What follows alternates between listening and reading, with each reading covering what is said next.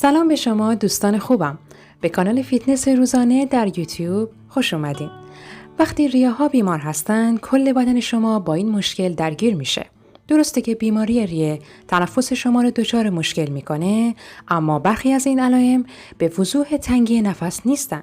بدن شما به اشکال مختلف و با فرستادن سیگنال هایی درخواست کمک میکنه. شناخت این علامت ها در درمان ریه و بهبود تنفس موثره. نارسایی‌های تنفسی خیلی گسترده هستند. مقصر اصلی مشکلات ریه، بیماری‌های انسداد مزمن ریه هستند که چهارمین علت اصلی مرگ در جهان شناخته شدند. این بیماری‌ها شامل آمفیزم، برونشیت مزمن، آسم و فیبروز کیستیک و بیماری بینابینی ریه است که موجب زخم بافت بین کیسه‌های هوایی موجود در ریه‌های شما میشه. عوامل زیادی همچون سیگار کشیدن، قرار گرفتن در معرض مواد آلرژیزا مانند پوست حیوانات خانگی، گرد و غبار، آلودگی هوا، آلودگی‌های فضای کار و خاکره در مشکلات ریوی نقش دارند. برای سالم نگه داشتن ریه ها شما باید از نشانه هایی که به بروز مشکل در این اندام ها اشاره دارن آگاه باشید و هر چه زودتر به اونها رسیدگی کنید و ریه های خودتون را از آسیب بیشتر حفظ کنید. در انتهای کلیپ هم یک معجون خانگی و مفید را آموزش خواهیم داد که طبق تحقیقات میتونه تأثیرات فراوانی در پاکسازی ریه های شما داشته باشه. علامت اول، همیشه دچار کمبود انرژی هستید. احساس خستگی یا خستگی بیش از اندازه حتی پس از خواب کافی میتونه یکی از علائم مشکلات ریوی باشه. مثلا هنگام بالا رفتن از پله ها احساس میکنید که در یک مسابقه سخت و سنگین ماراتون شرکت کردید یا بدون یک چرت کوتاه قادر به ادامه انجام کارهای روزانه خودتون نیستید. اگر ریه ها به میزان کافی اکسیژن در اختیار بدن قرار ندن، سیستم های دیگر بدن هم از این شرایط رنج میبرن و کل این شرایط میتونه به قیمت افت سطح انرژی تموم بشه. خستگی شما را از ورزش کردن دور میکنه. سلول های شما به اکسیژن نیاز داره تا موتورتون رو به حرکت در بیاره. پس وقتی با انجام هر کار کوچیک خسته میشید، باید بدونید که ریه های شما زیاد در وضعیت خوبی نیستن. علامت دوم، نمیتونید نفس بکشید و حین نفس کشیدن صدای خسخس دارید. شاید گمان میکنید با افزایش سن نفس کشیدنتون خود به خود دشوار میشه. اما این امر همیشه درست نیست. اگر همیشه به راحتی نفس میکشیدین ولی ناگهان این کار براتون دشوار شده، باید به پزشک مراجعه کنید. زمانهایی به وجود میاد که شما نمیتونید نفس خودتون رو حبس کنید. این حالت مشکل تنگی نفس رو برای شما به وجود میاره. در واقع تنگی نفس ناشی از ناتوانی ریه ها برای تخلیه کافی هوا و حبس بیش از حد هوا در قفسه سینه است. بیماری ریه میتونه شما رو به نفس بندازه. همچنین خسخس موقع نفس کشیدن زمانی رخ میده که چیزی موجب بسته شدن راه‌های تنفسی شما بشه که در این صورت شما مبتلا به تنگی مجرای تنفسی مربوط به آسم و یا آمفیزم هستید. در این شرایط هوا به سرعت کافی جریان پیدا نمی‌کنه چون کیسه‌های هوایی به اندازه لازم خاصیت کشسانی و فنری ندارن. علامت سوم، دچار درد قفسه سینه شدید. درد در قفسه سینه نشانه مشکلات قلبیه، اما ممکنه نشانه مشکلات ریوی هم باشه. ریه ها دارای اعصاب درد نیستند، اما دیواره قفسه سینه شما این اعصاب را داراست. به دلیل فشار ماهیچه ها در هنگام سرفه یا به دلیل فرو ریختن ریه ممکنه درد زیادی رو متحمل بشید. افرادی که ریه هایی با حفره های بزرگ دارن ممکنه در اثر ترکیدن حفره های ریه هوا به داخل قفسه سینه اونها فرار کنه و در آنها ایجاد درد کنه. علامت چهارم، رنگ پوست شما آبی مایل به خاکستری شده. رنگ پوست باید در حالت صورتی باشه. سلول‌های قرمز خون که اکسیژن رو به بافت‌های شما میرسونن موجب درخشندگی پوست میشن. لب‌ها و انگشتان خاکستری یا کبودی رنگ بدین معناست که اون قسمت از بدن شما اکسیژن کافی دریافت نمی‌کنه. در مراحل انتهایی بیماری‌های ریه رنگ پوست تغییر پیدا می‌کنه. این تغییر ممکنه هم در حالت استراحت و هم در حالت کار کردن خودش رو نشون بده. علامت پنجم، همواره سرفه می‌کنید. اگر سرفه‌های شما قطع نمیشه، به ویژه اگر با خلط، خون و تب همراهه، باید نگران باشید. اگر یک فرد سیگاری هستید، باید 2 برابر نگران باشید، چرا که ممکنه نشانه برونشیت مزمن یا آمفیزم باشه. اگر سرفه‌های شما بیش از 3 هفته طول بکشه و تنفستون هم با مشکل روبرو شد، باید فکری برای ریه‌های خودتون بکنید. علامت ششم، بدون هیچ دلیلی وزن کم کردید. بیماری‌های پیشرفته ریوی مشکلات عدیده‌ای برای بدن ایجاد می‌کنه و موجب کاهش وزن بدون دلیل و غیر منتظره در بدن میشه. در این کاهش وزن تنها چربی نیست که می‌سوزونید.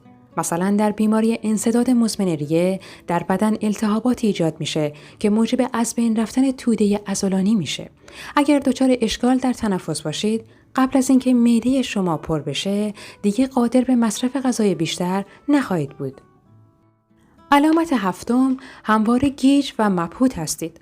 آیا میدونستید که مغز شما 15 تا 20% فرآورده‌های اکسیژن بدنتون رو مصرف میکنه؟ برای اینکه بهتر فکر کنید، مغز شما نیاز به اکسیژن داره.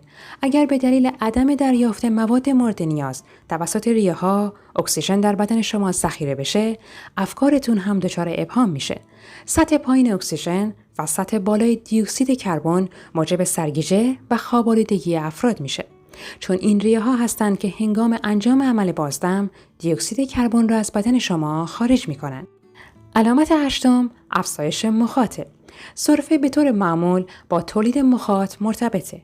مخاط از گیر افتادن میکروب ها، گرد و غبار، گرده و باکتری در ریه ها جلوگیری میکنه. اما ممکنه متوجه تغییر در رنگ، مقدار یا بوی مخاط بشید. اگر مخاط از حالت شفاف به زرد یا سبز تغییر رنگ بده یا حاوی خون باشه، نشانه روشن از وجود مشکل در ریه هاست. علامت نهم، تورم در قسمت پایین بدنه. کمی عجیب به نظر میاد، اما تورم، درد و حساسیت در پاها میتونه نشان دهنده وجود مشکل در ریه ها باشه. هنگامی که ریه ها عملکرد درستی ندارن، سیستم گردش خون اکسیژن مورد نیاز خودشون رو برای حفظ سلامت و به گردش درآوردن مایعات در سراسر بدن رو به طور کامل دریافت نمی‌کنن که این شرایط میتونه موجب جمع شدن مایع و شکلگیری تورم در پاها بشه. اگر ریه ها ضعیف کار کنن، قلب نمیتونه به میزان کافی خون مورد نیاز کبد و کلیه ها رو پمپاژ کنه و این اندام ها هم نمیتونن به طور مؤثر سموم و مواد زائد رو پالایش کنن. برای کاهش تورم در پاها، اونها رو بالاتر از سطح بدن قرار بدین. اگر با گذشت زمان تورم شرایط وخیمتری پیدا کرد، باید به پزشک مراجعه کنید. و نشانه دهم، مشکلات خواب و سردردهای صبحگاهی. اگر مشکلات تنفسی داشته باشید، خوابیدن روی یک صندلی برای شما راحت تره، چون دراز کشیدن روی تخت خواب میتونه موجب سخت‌تر کار کردن ریه ها بشه که این میتونه روی کیفیت خواب شما تأثیر بذاره. از نشانه های دیگه سردرد و سرگیجه در هنگام صبح و بعد از بیدار شدن از خوابه. این سردردها به دلیل اینه که شما نتونستید در هنگام خواب تنفس عمیق و کافی داشته باشید که به تجمع دی اکسید کربن در بدن منجر میشه. تجمع دی اکسید کربن گشاد شدن رگ‌های خونی در مغز رو به همراه داره که به شکلگیری سردرد منجر میشه. و اما معجونی که با سیر ساخته میشه و میتونه ریه های شما رو پاکسازی کنه. دقت کنید که سیر نمیتونه باعث درمان بیماری تنفسی جدید بشه، اما چون خاصیت آنتی باکتریال داره، میتونه باعث نابودی باکتری و دیگر میکروارگانیسم هایی بشه که باعث بروز بیماری های تنفسی میشن. چرا سیر برای تمیز کردن ریه ها مفیده؟ این ماده غذایی مواد مغذی فراوانی به بدن میرسونه. این ترکیبات تمیز کننده ریه ها و دیگر ارگان های بدن محسوب میشن. میزان بالای آنتی اکسیدان ها، ویتامین ها و مواد معدنی موجود در این ماده غذایی سدی در برابر آسیب های رادیکال های آزاد محیطی میسازه. این ماده غذایی به دلیل دارا بودن خواص پاک کنندگی تأثیرات زیادی در فلزات سنگین تجمع یافته در بدن داره. به خصوص افراد سیگاری و همچنین افرادی که در معرض دود سیگار و آلودگی هوا هستند، باید سیر بیشتری مصرف کنند، چون این ماده غذایی کمک زیادی به دفع سموم ناشی از دخانیات میکنه. به عقیده محققان، مصرف منظم سیر میتونه باعث بهبود وضعیت بیمارانی بشه که از بیماری‌های تنفسی مانند برونشیت، آسم، ذات‌الریه، احتقان ریوی، سیل و سرماخوردگی رنج میبرند. روغنی بیرنگ در سیر موجوده که آلیسین نام داره. این همون ماده‌ایه که باعث میشه رشد باکتری‌ها متوقف بشه. در تهیه این معجون از آویشن هم استفاده میشه که دارای اثرات ضد عفونی کننده برای سلامت ریه هاست. مواد لازم: سیر 10 حبه، آویشن تازه 3 شاخه، روغن زیتون به میزان لازم. روش تهیه: حبه‌های سیر رو در هاون بکوبید تا به صورت خمیر در بیاد. سپس برگ‌های آویشن رو هم اضافه کنید و دوباره بکوبید تا هر دو مخلوط و یک دست بشن. ترکیب رو داخل یک ظرف شیشه‌ای تمیز بریزید و روی اون روغن زیتون بکر بریزید و اجازه بدین ترکیب حاصل یک شب کامل بمونه. شما باید یک قاشق چایخوری از اون رو به صورت ناشتا میل کنید. روز بعد هم میتونید یک قاشق چایخوری از اون رو دوباره به صورت ناشتا میل کنید.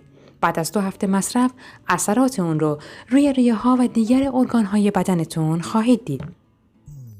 سپاس از همراهی شما عزیزان. لطفاً در بخش کامنت ها ما را از نظرات خوب و سازنده خودتون مطلع کنید. امیدوارم که همیشه سرزنده و شاد باشید.